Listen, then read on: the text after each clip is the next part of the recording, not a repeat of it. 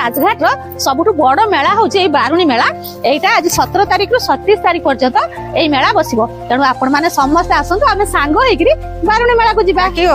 चलो बारुणी स्नान करते जीवा नहीं गमा मुझे तुम जाओ चलो बारुणी स्नान करवा आम सब बाहर बारुणी स्नान करने हूँ जेहेतु आम घर पाखर सुवर्णरेखा नदी आम सब चलू से सुवर्णरेखा नदी रखना बारुणी स्नान कर दीदी आसती बारिपदारू आ ये भी बारुणी स्नान करते आसते आम समस्ते मिसिकी एबे जीवा बारुणी स्नान पाई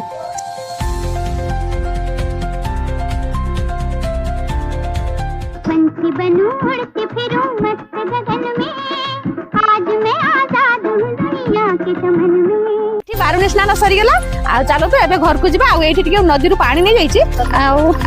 ना ना जे माने होते आसी ना तांको ऊपर टिके छिची दबा एठी काकी आ मां की बसचंती से माने नदी की जाई पाले जेतु बहुत गडाणिया नदी सेत पई तांको पई पानी आना हैतला आ ए सुवर्णरेखा पानी तांको ऊपर टिके छिची देईची।